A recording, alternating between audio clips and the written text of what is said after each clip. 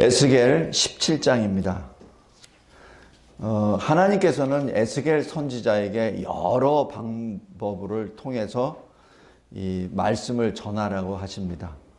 그냥 입으로 전하는 말씀도 있지만은 에스겔 스스로가 자기 몸으로 나타내는 그러한 설교도 있었고, 또 하나님께서 여러 면으로 주셨는데, 특별히 오늘은 비유를 통해서 말씀을 하십니다. 그런데 이 비유를 통해서 보면은 이 비유 그대로 역사가 이루어집니다. 첫 번째 주제는 이 세상의 역사는 하나님의 역사라는 사실입니다. 사람들이 무엇을 움직이고 사람들이 계획을 하고 강한 나라가 약한 나라를 점령하는 것 같지만은 모든 것이 하나님의 통치 역사라는 사실이 첫 번째 주제입니다. 먼저 여기 비유를 먼저 보고 그 다음에 해석, 그 다음에 역사적인 사건 그 순서대로 보겠습니다. 여기 프린트물 먼저 가를 보겠습니다. 첫 번째 독수리입니다. 바로 바벨론입니다. 비유는 3절에서부터 6절까지입니다. 색깔이 화려하고 날개가 큰 그런 큰 독수리가 레바논에 이르러 백향목 높은 가지를 꺾습니다. 이 백향목이 높은 가지를 꺾었다는 얘기는 유다를 지금 무너뜨렸다. 그 왕족을 무너뜨렸다는 것이요. 그 연한 가지 끝을 꺾어가지고 장사하는 땅에 이르렀다는 얘기는 여기 해석을 보면은 예루살렘에 이르러 왕과 고관을 사로잡아 바벨론 자기에게로 끌어갔다라는 그 사실입니다.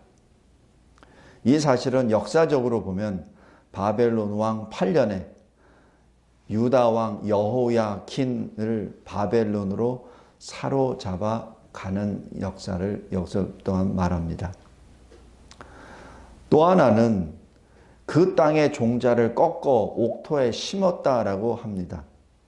그리고 그 가지는 독수리를 향하고 뿌리는 독수리 아래에 있다라는 그 말씀입니다. 여기 12절부터 14절까지의 그 해석은 그 왕족 중에서 하나를 택하여 언약을 세우고 그에게 맹세하게 하고 이렇게 말합니다. 역사적으로 보면은 바벨론 왕이 여호야킨 왕의 작은 아버지 마따디아를 왕으로 세웁니다. 그리고 그 이름을 시드기야라고 고쳐버립니다. 그래서 이 시드기야가 유다의 마지막 왕이고, 그 다음에 이 이스라엘 사람들은 이 시드기야 왕을 왕으로 취급도 안 합니다. 왜냐하면 이것은 바벨론이 세운 왕이기 때문에. 그래서 자기네들 그 왕은 여호야킨 왕으로 끝났다고들 그렇게 생각하기도 한다고 합니다. 그래서 여기 첫 번째 이 비유는 바로 바벨론에 대한 그 비유가 되겠습니다. 두 번째는 애굽에 대한 것입니다. 7절에 또 날개가 크고 털이 많은 큰 독수리 하나가 있었다라고 기록합니다.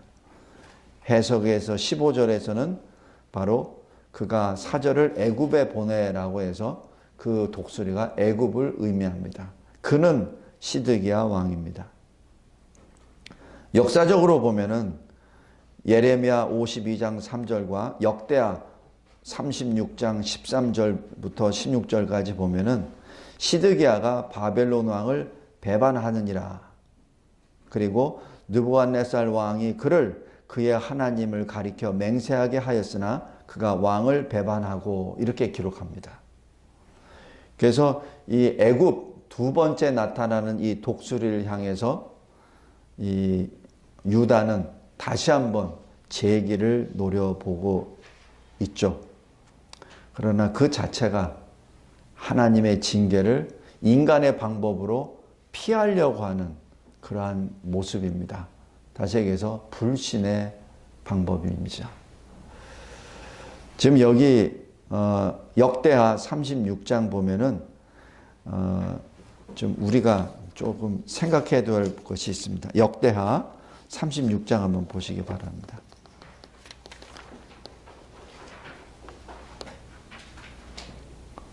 역대하 36장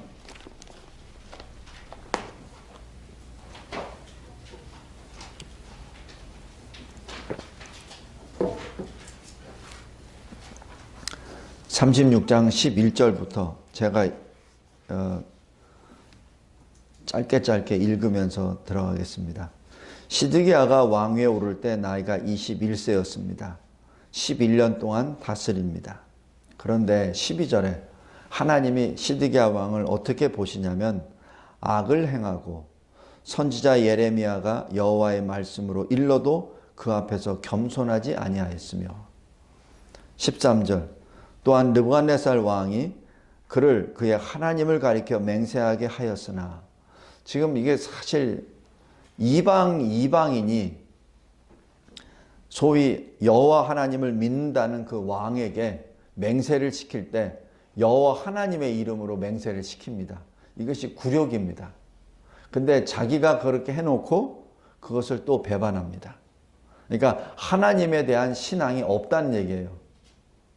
하나님의 신앙이 있는데 만약에 느부갓네살이 그렇게 해서 나는 못하겠다 그러면은 하나님 앞에 나는 못합니다 라고 하면 되는데 그걸 합니다. 해놓고 다시 배반합니다. 느부갓네살 왕뿐만 아니라 하나님을 배반한 행위가 되어버립니다. 13절 그러니까 그가 왕을 배반하고 목을 곧게 하며 마음을 완악하게 하여 이스라엘 하나님 여호와께로 돌아오지 아니하였고 지금 이 느부갓네살 왕에게만 문제가 되는 것이 아니라 하나님께도 돌아가지 않았다는 것을 여기서 지적합니다. 14절 왕이 그러니 모든 제사장들의 우두머리들 백성도 크게 범죄하여 이방 모든 가증한 일을 따라합니다. 하나님을 믿지 않으니까 이제는 우상신들을 계속 믿죠. 특별히 애굽신들을 쫓아가 다녔겠죠. 여호와께서 예루살렘에 거룩하게 두신 그의 전을 더럽게 하였으며 성전에서 또 그런 우상을 섬겼다는 것을 의미합니다. 15절 하나님은 이때 어떻게 하셨습니까? 우리 15절 16절 같이 읽어보겠습니다. 시작. 그 조상들의 하나님 여호와께서 그의 백성과 그의 거하시는 곳을 아끼사 부지런히 그의 사신들을 그 백성에게 보내어 이르셨으나 그의 백성이 하나님의 사신들을 비웃고 그의 말씀을 멸시하며 그의 선지자를 욕하여 여호와의 진노를 그의 백성에게 미치게 하여 회복할 수 없게 하였으므로 라고 기록합니다. 하나님께서는 지금 끝까지 그 유대 백성들을 향한 그 마음과 그리고 하나님이 지으신 그 성전을 아끼십니다. 그래서 하나님의 사자들을 계속 보내십니다.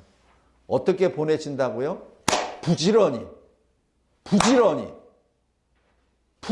보냅니다. 그래서 그 사신들을 백성에게 보내주셔서 말씀을 계속 전달하도록 하십니다. 그런데 어떻게 했죠? 백성들은 그 말씀을 멸시합니다. 선지자를 욕을 합니다. 그러니까 회복이 안 되죠. 그러니까 회복할 수 없게 되었다라고 기록합니다. 성도 여러분, 이것이 이 죄인의 모습입니다. 언뜻 우리가 이 신학을 공부할 때 하나님이 절대 주권으로 하나님이 통치하시는 거니까 저 사람들은 회개하려고 했는데 하나님의 주권에 의해서 회개도 못하는 그런 식으로 착각하는 사람들이 있고 해석하는 사람들이 있어요. 그래서 그들의 죄를 하나님의 이 악함으로 이게 뒤엎어서 이게 해석하려고 하는 사람들이 있습니다. 그거 아닙니다. 하나님은 끝까지 용서해 주시려고 합니다. 그러나 그들이 안 듣습니다. 그것을 전체적으로 봤을 때 하나님의 절대 주권하에 그들을 징계 자리에 내버려 두셨다. 이렇게 표현을 하시는 것이지 하나님은 끝까지 기회를 주십니다. 프린트물 다시 보겠습니다. 그것이 두 번째 독수리 비유 애굽입니다. 그 다음에 바벨론의 공격과 예루살렘 비유는 8절에서 10절까지입니다. 그 포도나무를 큰 물가 옥토에 심었습니다. 누가? 독수리 1번이, 바벨론이. 그 이유는 바벨론에 충성하라고, 바벨론에게 좋은 열매를 내라고 그렇게 했습니다. 그런데 여기 해석 16절부터 21절입니다. 바벨론 왕이 그를 왕으로 세웠는데 그가 맹세를 저버리고 언약을 배반하였습니다. 그러니까 그 뿌리를 여기 7절 보십시오. 두 번째 독수리를 향하여 이 포도나무가 그 두 번째 독수리에게 물을 받으려고 뿌리를 두 번째 독수리 애굽 쪽에 향합니다. 가지도 애굽 쪽을 향합니다. 그러니 결과는 어떻게 되겠습니까? 그래서 역사적으로 보면은 열왕기하 25장 1절부터 7절까지 너희를 도우려고 나왔던 바로의 군대는 자기 땅 애굽으로 돌아가겠고, 예레미야 37장입니다. 그리고 갈대아인이 이 예루살렘 성을 쳐서 무너뜨리고 불사르리라. 그리고 시드기왕 11년 그 성벽이 무너집니다. 그리고 이 성벽이 무너지기 전에 그 성 안에 있는 모든 백성들은 다 굶어버립니다. 그래서 힘을 다 잃어버려요. 성벽이 파괴가 되고, 그래서 갈대아 군대가 왕을 따라잡고 그리고 그를 체포합니다. 그러니 모든 군대는 다 흩어지고 맙니다. 성도 여러분, 이 에스겔서를 바라보았을 때 하나님께서는 친절하게 비유도 해주시고 해석까지 해주세요.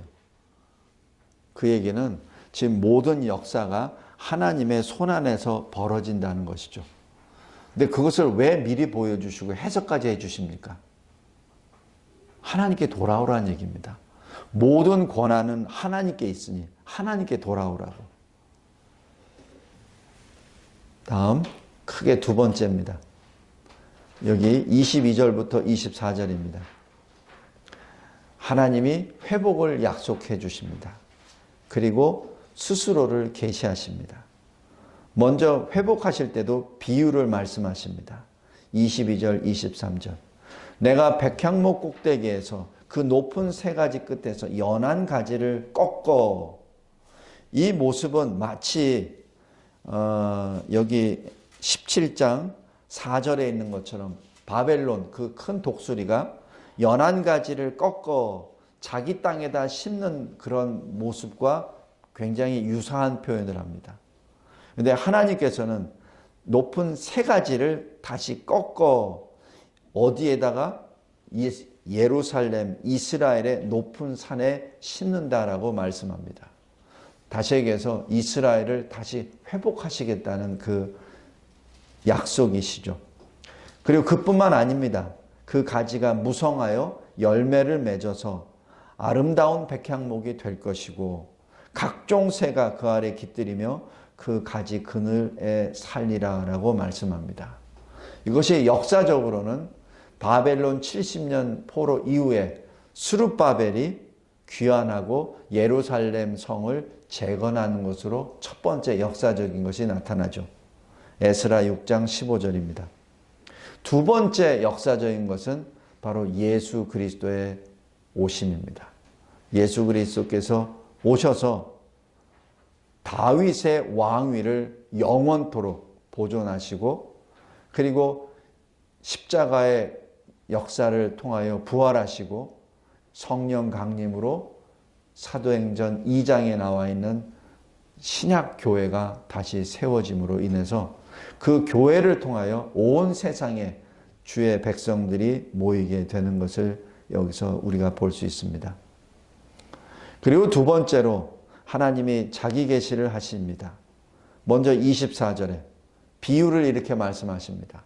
들의 모든 나무가 나 여호와는 높은 나무를 낮추고 낮은 나무를 높이며 마른 나무를 무성하게 하는 줄 알리라.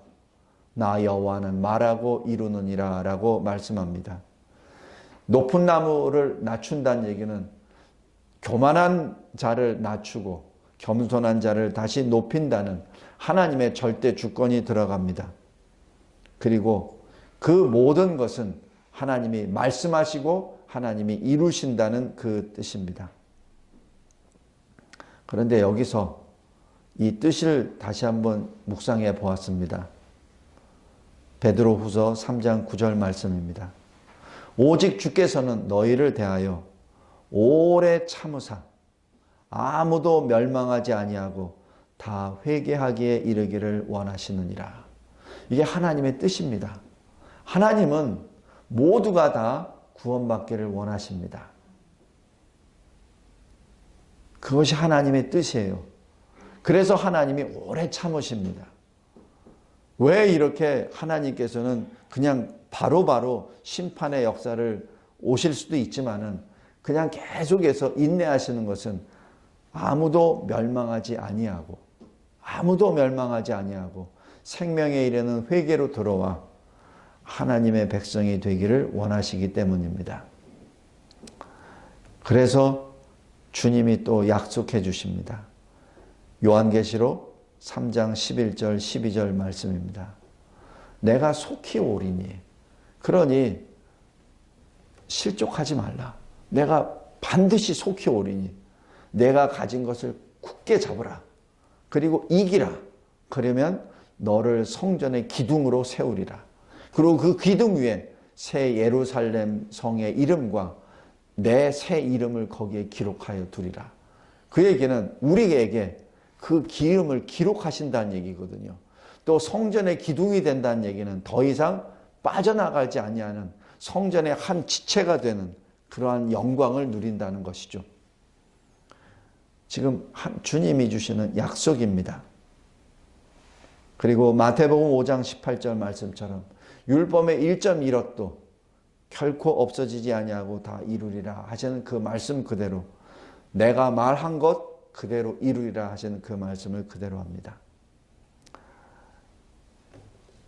마지막 결론으로 그렇다면 하나님의 징계와 이 심판 앞에 우리 그리스도인은 어떻게 살아야 합니까?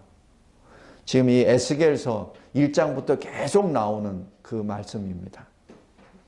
첫 번째, 믿음과 기쁨으로 소망의 인내를 온전히 이룹니다. 야고보서 1장 2절에서 4절이 부르는 호칭이 바로 내 형제들아입니다. 내 형제들아, 너희가 여러 가지 시험을 당하거든 온전히 기쁘게 여기라. 이는 너희가 믿음의 시련이 인내를 만들어내는 줄 알미라. 인내를 온전히 이루라. 야고보서 1장 12절에 시험을 참는 자는 복이 있나니 시련을 견뎌낸 자가 주께서 자기를 사랑하는 자들에게 약속하신 생명의 면류관을 얻을 것이기 때문이라 라고 말씀합니다. 그리고 베드로전서 4장 12절에 사랑하는 자들아 너희를 연단하려고 오는 불시험을 이상한 일 당한 것 같이 이상하게 여기지 말고 오히려 그리스도의 고난에 참여한 것으로 즐거워하라 라고 말씀합니다. 베드로전서 4장 16절에 그리스도인으로 고난을 받는다면 부끄러워하지 말라. 도리어 하나님께 영광을 돌리라 라고 말씀합니다. 두 번째로 하나님의 징계와 심판 앞에 그리스도인은 어떻게 살아야 됩니까? 믿음과 감사로 의와 평강의 열매를 맺습니다. 잠언 3장 11절에 이렇게 기록합니다. 내 아들아 여호와의 징계를 경히 여기지 말며 싫어하지 말라. 그러면서 히브리서 12장 6절부터 12절이 계속 그것을 보완 설명합니다. 주께서 그 사랑하신 자를 징계하시고 그가 받아들이시는 아들마다 채찍질 하심이라.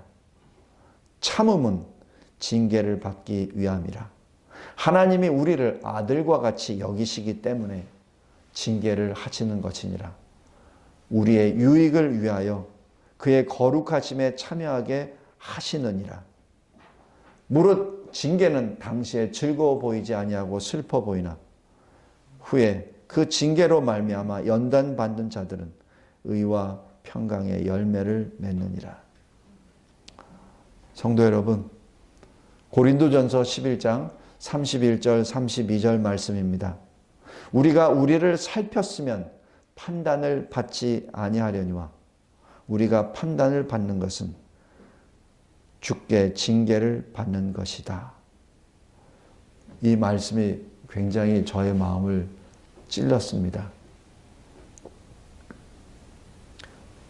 대한민국 교회가 판단을 받는 것은 징계를 받는 것입니다. 우리 성도들이 성도가 아닌 사람들로부터 판단을 받는 것은 하나님의 징계를 받는다는 증거입니다. 왜 하나님께서는 이런 징계를 허락하셨습니까? 고린도전서 11장 32절입니다. 이는 우리로 세상과 함께 정죄함을 받지 않게 하려 하심이라. 이것이 소망입니다. 우리에게 환난이 다가옵니까? 공산주의자들이 계속해서 목을 조여 들어옵니까? 하나님을 대적하는 무리들이 교회를 계속해서 목 조르고 들어옵니까? 하나님의 징계입니다.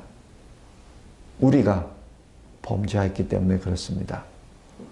우리가 판단을 받는 것은 주께 징계를 받는 것입니다.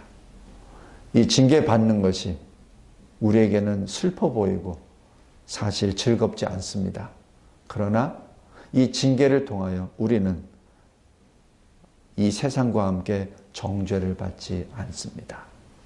하나님이 그 정죄, 그 심판의 자리에서 우리를 건져내시기 위하여 지금 이 징계를 하신다는 말씀입니다. 감사합시다. 그리고 이겨냅시다. 유다인처럼, 시드기야 왕처럼 하나님이 주시는 그 바벨론의 그 징계를 인간의 방법으로, 능력으로 애굽을 향하여 피하려고 하지 맙시다. 그것은 불신입니다. 하나님이 주시는 그 징계를 달게 받되 자포자기하면서 받는 것이 아니라 기쁨과 감사로 받읍시다. 소망으로 받읍시다. 그리고 날마다 회개장으로 나아갑시다.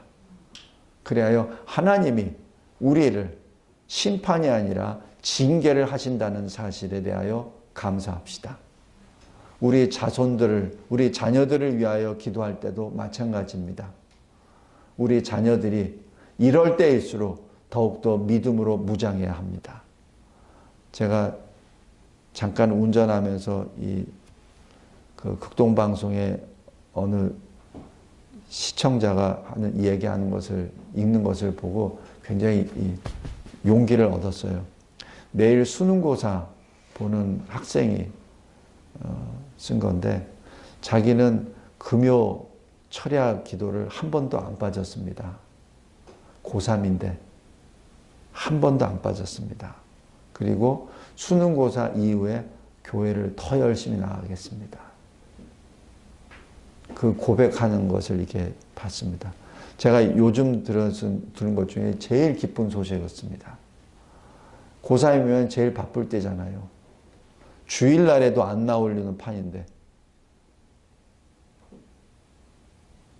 기도회에 그렇게 나온다고 합니다. 우리나라 소망이 있습니다. 우리 젊은이들 소망이 있습니다. 우리 아이들이 그런 믿음의 아이들로 성장하게 해달라고 기도합시다. 우리 아이들이 그랬을 때 아이들의 소망이 있고 교회가 소망이 있고 이 나라가 소망이 있습니다. 제가 필리핀에 갔을 때 거기 대학교 학생들, 신학교 학생들하고 이게 강의를 할 때 굉장히 큰 도전을 받았습니다. 그 친구들이 다 어려요. 다 20대 초반이야. 그런데 아이들이 그렇게 많아. 그냥 신학 수업을 받는데 7, 80명이에요. 더운데도 움직이지도 않아요. 근데 어느 학생은 너무 더우니까 기절까지 하더라고. 그래서 기절하면 기절한 대로 조용히 뒤에 나가서 그냥 누워있어. 떠나질 않아요. 요동도 안 해. 그래서 제가 굉장히 그때 감명받았습니다. 그냥 연병장에 그 커다란 그 광장에 햇볕이 내리쬐고 하는데도 거기에 한 500명 정도가 모여서 제가 설교를 했었습니다. 안 움직여요. 설교를 하면 할수록 사람들이 막 모이더라고. 근데 거기에 모인 사람들이 다 젊은이들이에요. 20대 초반 아이들. 그때 제가 느꼈습니다. 이 땅은 소망이 있습니다. 성도 여러분, 우리 대한민국 교회 젊은이들이 자꾸자꾸 빠져나가는 것에 대해서 우리가 경각심을 갖고 그들을 위하여 기도합시다. 유치부, 주일학교에서부터 SFC, 저 청년들에 이르기까지 젊은이들이 모여야 합니다. 그래야 소망이 있습니다. 우리가 외부로부터 판단을 받는 것은 우리가 주께 징계를 받는다는 증거입니다. 다시 한번 우리 자신의 죄를 각성하고 우리 자신뿐만 아니라 우리 자녀들과 자손들이 하나님 앞에 더 가까이 나오게 해달라고 기도합시다. 기도하겠습니다. 하나님 아버지 감사하고 감사합니다. 에스겔 17장 말씀, 하나님이 얼마나 그 마음이 답답하시면 비유로 설명까지 해주시고 또 그것을 해석까지 해주시고 하나님의 백성 한 사람이라도 회개하고 돌아오게 하도록 이렇게 부르짖고 계시는지요. 그 백성들이 듣지 아니하기에 하나님께서 비유로 말씀하시고 또 해석해 주신 그대로 이루어졌습니다. 어느 것 하나 틀리지 않고 1.1획도 변함없이 그대로 이루어졌습니다. 하나님, 우리도 지금 이러한 징계 앞에 섰음을 고백합니다. 하나님께서 지금 수도 없이 계속 말씀을 주십니다. 이 선지서를 통하여, 복음서를 통하여, 이 성경 전체를 통하여 하나님께서는 끊임없이 계속해서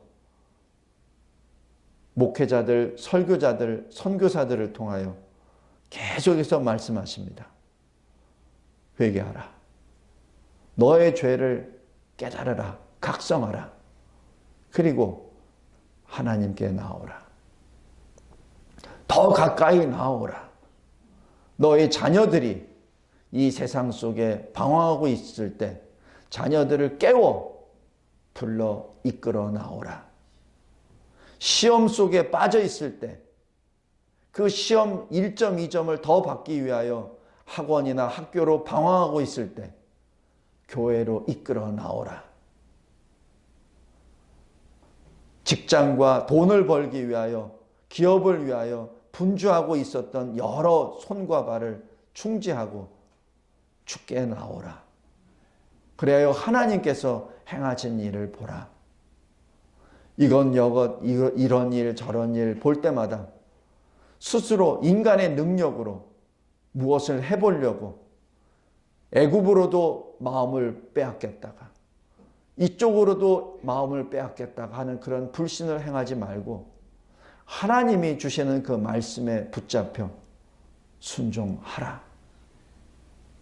너희들이 지금 다른 사람에 의하여 교회 밖에서 판단을 받는다는 그 자체가 징계를 받고 있다는 그 증거니 그 징계에서 나오기 위해서는 하나님을 바라보라. 하나님, 이 말씀을 주시는 은혜 진심으로 감사합니다. 그리고 회복의 약속을 주심에 감사하며 그 회복의 중심인 그리스도를 또한 말씀해 주심에 감사합니다.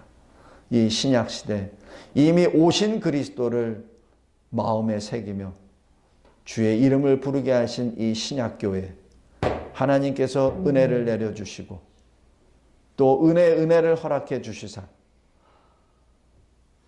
젊은이들이 빠져나가는 이 교회를 다시 젊은 영혼들로 채워 주시옵소서. 이 일을 위하여 우리가 땅에 떨어지는 하늘의 밀알이 되어 썩어 죽게 하옵소서. 우리들의 썩어 묻어지는 것을 통하여 우리 다음 세대들이 다시 믿음의 바톤을 잇고 교회를 세우게 하옵소서.